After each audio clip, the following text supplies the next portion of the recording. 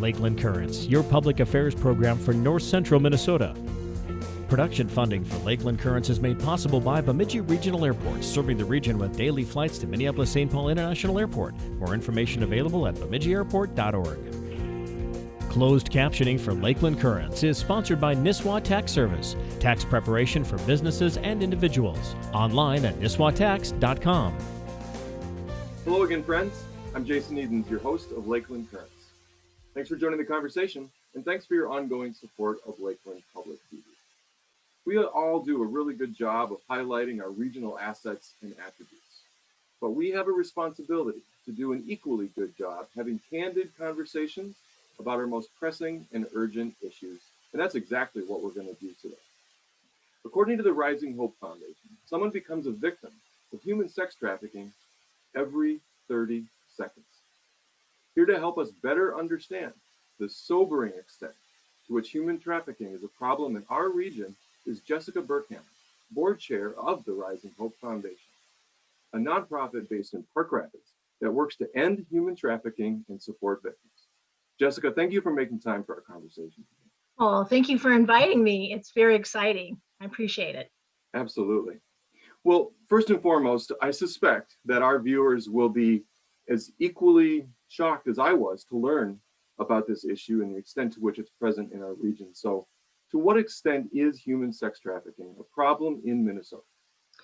Specifically in Minnesota, it's one of the largest around the country in the United States. So we have primary cities like Washington D.C., in Las Vegas, Minneapolis, Chicago. So most of your primary airports that have the big airports and stuff that people can fly in and out of, those are your primary places where girls are sex trafficked the most, but they're also larger cities.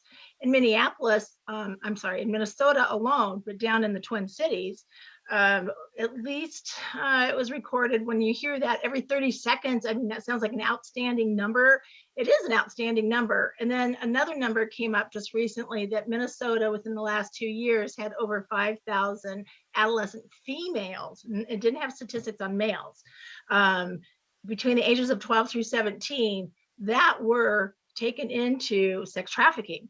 So some people are like, isn't 30 seconds more than that when you average that out? And I'm like, I think we're missing the point here. The point is when you think of 5,000 children, 12 through 17, that's it's immense. And it is, it's out of your mind to even think. It's like, so a lot of times numbers, people don't actually think about the numbers until they start getting involved with understanding what sex trafficking is, what happens to people, what happens to these kids. And it's just not girls. Myself, we right at Rising Hope Foundation, we are putting together a home for girls who have been rescued from sex trafficking. But this is just our first home. So from there, we're going to learn to see what else we can do across the rest of Minnesota and other places in the United States.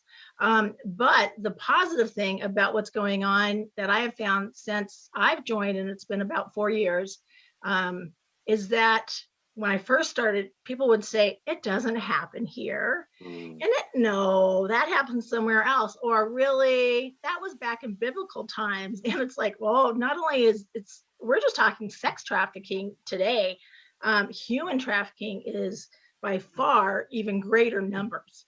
And so one of the places in Minnesota that people were very shocked to hear about, actually there's couple, but St. Cloud is a training ground for pimps to train other, in a sense, people who are interested in earning money. And so it's almost like a pyramid scheme in some levels where they'll train people to go out and get girls, like even their own. So there's so much information here, Jason. We probably could spend a week talking about this stuff. But what happens, a training ground basically means you're going to go out, you're going to find, we'll just say a girl for right now. You're going to find some girls and you're going to befriend them. And so they might go to school with some kids. They might, kidnapping is not as huge as people think it is, but it's still very, it's something to be aware of. Generally, sex traffickers will bring other people like what I'm talking about, say adolescents, to go to school, befriend people, start buying them clothes. It's generally kids who live in group homes, who are homeless, who are runaways, who maybe have single parents, and they're not supervised.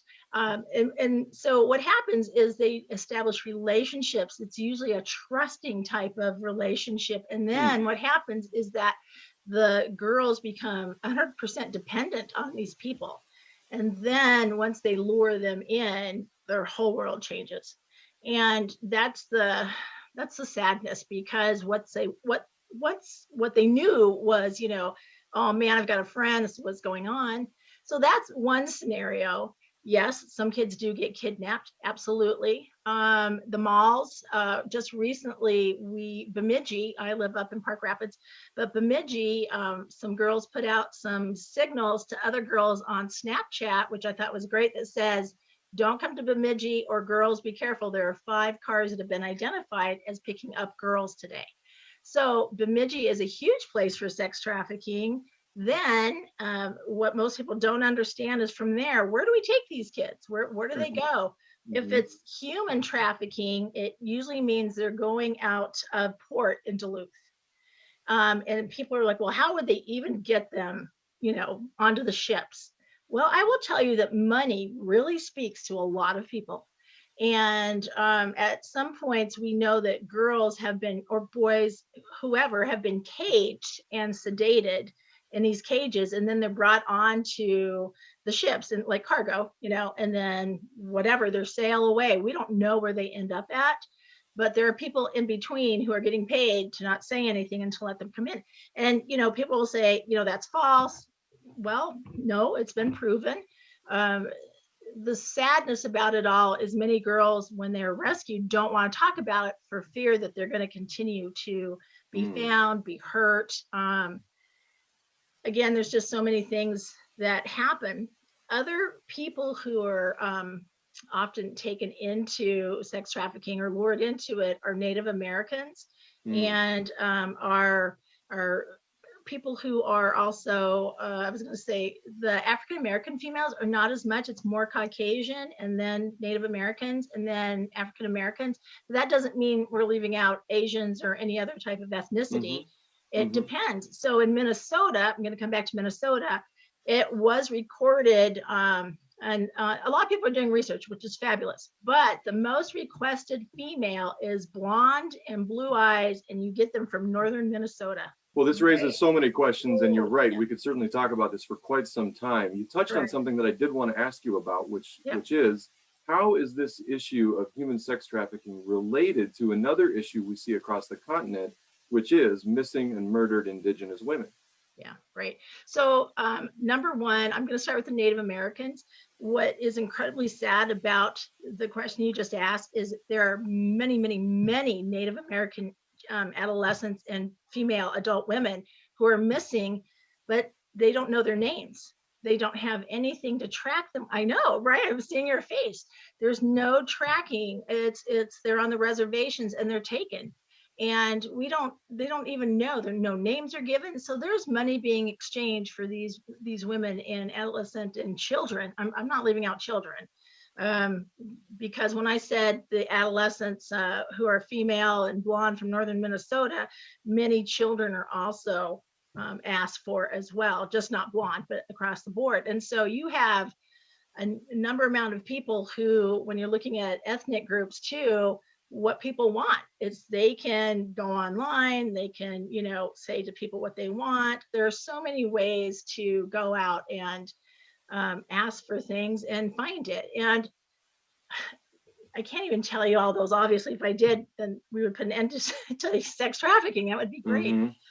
So when you're looking at different types of ethnic groups, don't forget that we also have the bi, the lesbian, the the transgender are huge, and so we've got mass population in regards to how they identify themselves.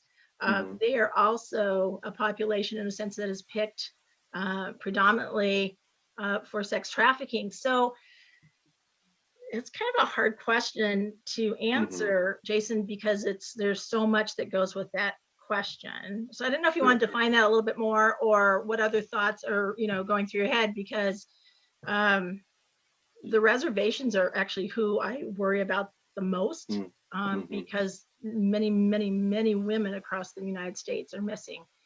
So are they found dead? No. So one of the things that we do know is the lifespan of a person, generally female, and I'll just stick with females right now, once they've been lured into sex trafficking, and their lifespan is 7 years from the time that they've been lured. So generally, yes, they are found dead. Usually it's drug overdoses. Maybe they're shot and left to die someplace. They're thrown out in the ocean. Oh, well, I do know there's also times when so I call them pimps. I'm just going to call them pimps because some people will prefer nicer names. I'm just going to call them what we know them as. Pimps will what we call trade up or trade down. And that means if they want somebody, they'll maybe give 2 of their girls to somebody else, and they'll take somebody else because that person's going to make more money for them. Or the girls are trained specifically to not look at other people when they're in a meeting with other pimps, perhaps, and they're trading up or down. For instance, if a girl looked at another pimp, then she could get beaten, and then she's thrown out of there for being disloyal. And so she might be given to this other guy, but there's so much physical and sexual abuse that occurs. So when they're lured in, like I said, it doesn't occur right away for the most part. There's a trust, because then they mess with their minds emotionally. And then because they've got all this trust, it's like, I love you, I won't hit you again. I just need you to go service this person for us. We need some money tonight. And that's how it starts. And it's like, well, why would you ask me that? And then they'll get hit again. And so then they'll do what it takes because they're in love with this person. There are a lot of, people who are very deceitful, obviously, and many girls are naive, boys too. The ones that are we worry about also are the ones who are the runaways or in foster homes. And so I can't give you the statistics you're looking for that, because we don't always know. Well, the statistic about a 7-year life expectancy after someone has been trafficked was probably one of the most stunning statistics from your website. So thank you for sharing that. Also on your website and some of your media, you use the word enslaved. And I was wondering if you could tell us both how people are enslaved and how they remain enslaved. Okay. So enslaved basically means that they have no freedom.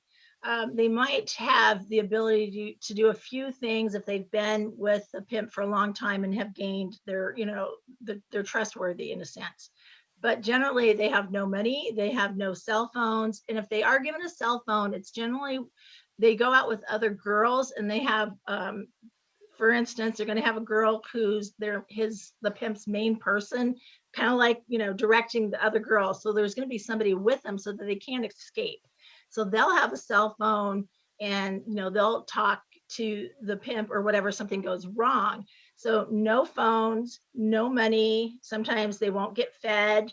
A lot of times they're beaten. And if they are abused, they'll try not to hit them in the face because the face is what they're going to bring money in.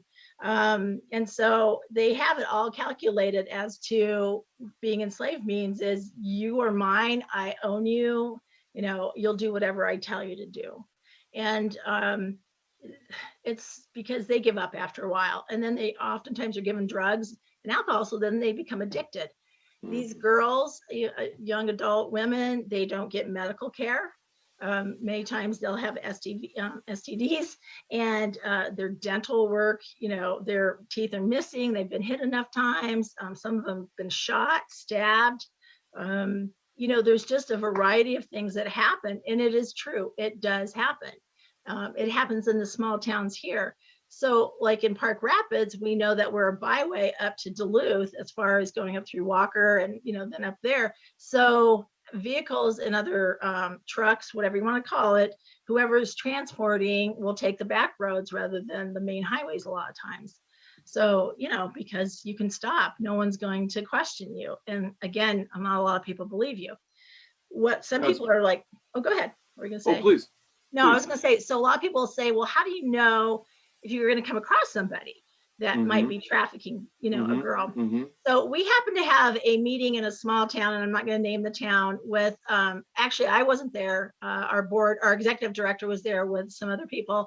And they're like, I don't believe it. They're shop owners in the small town. And they're like, it doesn't happen to us. You know what? I'm not even going to stay here.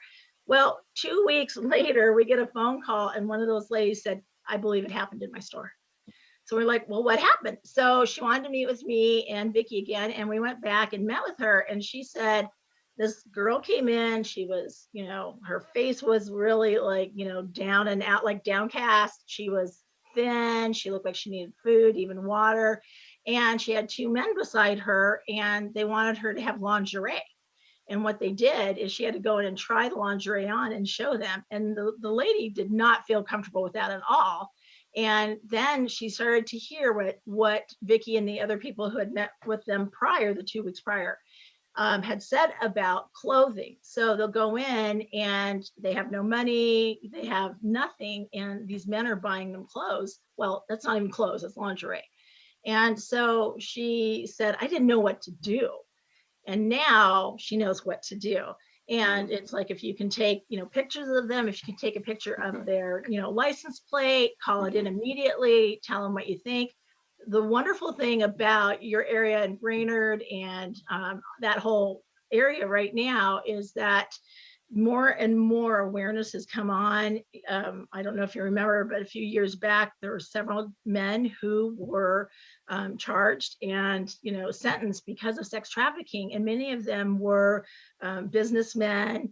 So it's across the board. The average male who is wanting to have a female who's been sex trafficked or to pay for something is between the ages of 40 to 50 years old, generally a businessman, and they'll travel up to 60 miles. That's kind of one of, people are like, how do you get that? I'm like, I don't know, but those are the research. The research is out there right now, and it's just getting better and better. It's really about being aware and understanding and not be blind to the situation that's occurring. There's a lot of research that suggests that large gatherings of people may exacerbate human trafficking. So I'm curious, do large infrastructure projects such as Line 3 or gatherings such as the Super Bowl actually contribute to a spike in human trafficking? Yeah, absolutely. So I'll tell you a fantastic story. There was a woman from Canada when we had the Super Bowl in Minneapolis. She was looking up pictures of children who were missing from Minnesota or across the United States. When you have such a large gathering like that, people are going to come in, they're going to party, they're going to drink, they're maybe away from their wives, or they're just with other people, and they're going to want sex. And they're going to want sex like a fantasy sex that they haven't had before. And this is how a lot of them will fall through with the fantasy sex, whether it's with a child. I know I'm probably going to make a lot of people feel emotionally sick when I say that, but it's the truth. And I can't take the facts away. It is what it is. And so this lady put a book together of like 300 missing kids. Well, 13 of those kids were found when she came down to Minnesota, or well, to Minneapolis, excuse me, and went door to door to liquor stores and all these places saying, these kids are missing if you see them. I mean, she went everywhere. 13 kids were found because of her efforts. I mean, I've got goosebumps running up and down my body right now because she was from Canada and doing this. I'm like, that is phenomenal. Yes, the Super Bowl is huge. And so the really positive things now with hotels and motels, those that are willing to train people, who are working for them, that this happens, because there is no training, and many hotels don't even know that sex trafficking is coming in and out of their buildings. And so that's one of the biggest places. Yeah. I didn't realize how pervasive this issue was until I started doing some research in preparation for our conversation. Yeah. Do enough people know enough about this across the country? I think it's getting better, but there are still people who don't want to know or don't understand. Generally, they tend to be older people, and no offense, because I'm getting older, but And I think sometimes we just don't want to address those things. And then people don't really know what to do. So if they don't know what to do, then they're just not going to do anything. And that's the saddest part, because everybody can have a hand in from the beginning to the end, like our house. I mean, for instance. Yeah. Well, speaking of doing something, let's talk about solutions. I'd like to start with a question about law enforcement. Is Okay. law enforcement doing enough, and are they properly trained to know when to intervene or how to intervene? You know what's interesting? I just got a phone call from a lady in Nevada yesterday. I'm from Reno, Nevada originally, having moved to Minnesota 14 years ago. And being a psychotherapist, this was a lady who remembered me and knows, she follows me still, working with sex trafficking. And she's like, I just ran into police officers who are now understanding, and they're being trained, yes, but she said there's not enough therapists, or they don't know how to get these women and or children help. So she was calling to see if I had any information about any therapist who would be able to, handle a person who's been sex trafficked, and what do you do? And I thought that was really good that they were able to say, we need help. Um, you know, Coming from Nevada, there's a good old boy system. And so, without saying, I don't know much about Minnesota because I haven't been here that long, I think Minnesota has really come far. We here in Park Rapids, our team is phenomenal. They have been trained. We have a team. There's a lot of in Minnesota. You've got central, what are called navigators. So the police are a lot more aware of. And yes, I'm going to say yes, they have been trained a lot better.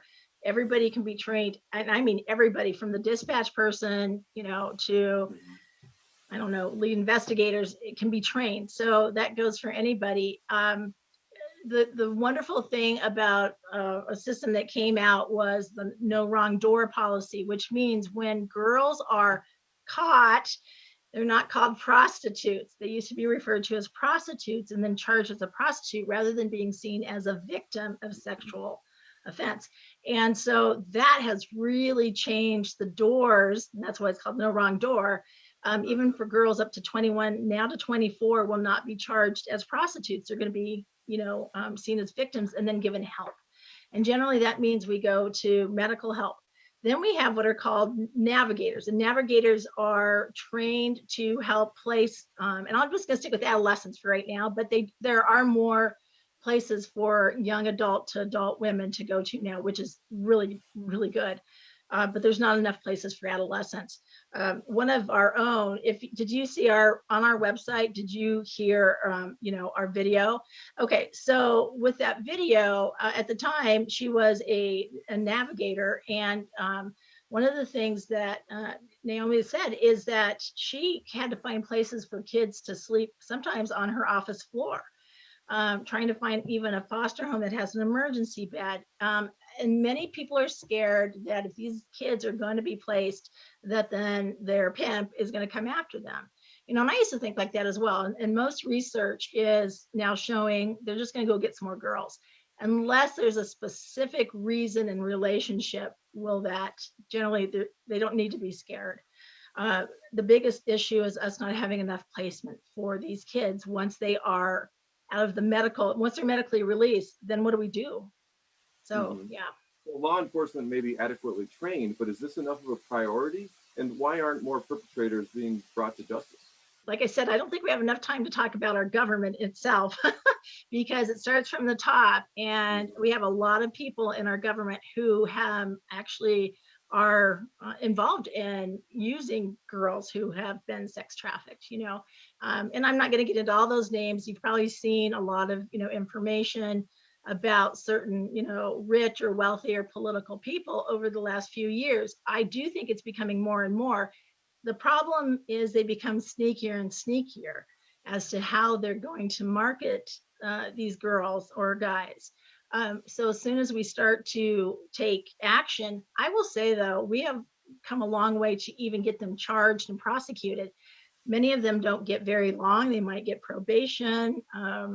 I know, I see your face and I'm like, yes, yes. So we need to work harder on catching more and, placing them in a system. Yeah, and many times they're right back out on the street. They have enough money to be bailed out. I mean, and that's one of the things. So their lead person, who's like oversees the girls will come and bail them out. It happens a lot. So the system is entirely broken. Again, for the amount of awareness that's going on now, it is getting better. I wish I had all the answers to tell you, but I do know as soon as we start, catching people, it's amazing how much more underground people go. And it's still happening more and more and more. Well, we only have about 2 minutes left, Jessica, and I want to ask you just a big picture question, which you kind of just touched on. But nationally, what is the long-term strategy? How can we end trafficking? Is it more law enforcement? Is it more awareness? What are the solutions? Exactly what you just said. It is more teams that are dedicated to go out, and more people being trained and being aware and helping and not being afraid to be involved. It's big. It's like, but I have to be honest with you, I can't tell you how many people have reached out to myself and to other board members who are like, what do I do? I think this is going on. So it's being available to explain, okay, don't be scared. This is what you can do. Even if you give somebody a card that says, call me if you need a safe place tonight. Our executive director, Vicki, and her husband, David, were truckers. And so he stopped trucking because that's actually what got him motivated to say, here's a 12-year-old coming to his door saying, would you like to have some fun tonight? And he's like, no. And you shoo him away, but then it's like, what did I just do? I should have picked her up and said, yes, let's go take her, but he's going to get followed. Maybe not. I don't know. So it's about not being scared. The less scared and the more knowledge we have to do something for these people will really be helpful. And of course, I specialize in children in therapy. And so my heart has always been to helping children, no matter what. There's a lot more, Jason. We should do another episode down the road about how kids, just not being trafficked, but how it happens in your own home without you even knowing it. I mean, there's a lot of things. So yeah, I hope we should, and I would appreciate that. And my last question for you is, let us know more about your freedom centers and the solutions and the services you provide for victims. Very good. I will send you an invitation to when we are open, hopefully the end of June or July. Due to COVID, we've had a lot of setbacks with fundraising, but we're still moving ahead. We're almost there. So you definitely look at it. What is a freedom center? Tell us just a little bit about. Oh, sure. Yep. We have a home outside of the Brainerd area. It's approximately 10 acres, and we have a home that is almost built. We've really tried to have we have financial freedom, meaning that, but with COVID, we couldn't market a lot. So we've had to take out, a little bit of a loan to finish it. But we have been incredibly blessed with so many people. It's going to serve 8 girls, 2 to a room. We have an emergency bed. We will be hiring soon, and it's going to take a lot of special people because this is a special job. It's not going to be easy, but if your heart's into helping people and you'll get training. So we're going to have equine therapy, trauma focused therapy. We're just going to have a lot of things to try to, I don't like the word normalize, but at this point, it's bring them back to a point of maybe before when they were lured into it, or, were brought into sex trafficking. So that's basically the bottom line. They're going to be offered things slowly, and we expect to have a lot of behavioral issues. Hopefully not, but yeah, it's really exciting times. Well, Jessica, thank you so much for your work at Rising Hope Foundation. And thank you for joining me today. Thanks, Jason. I really appreciate you. And thank all of you for joining us once again. I'm Jason Edens, your host of Lakeland Currents. Be kind and be well. We'll see you next week.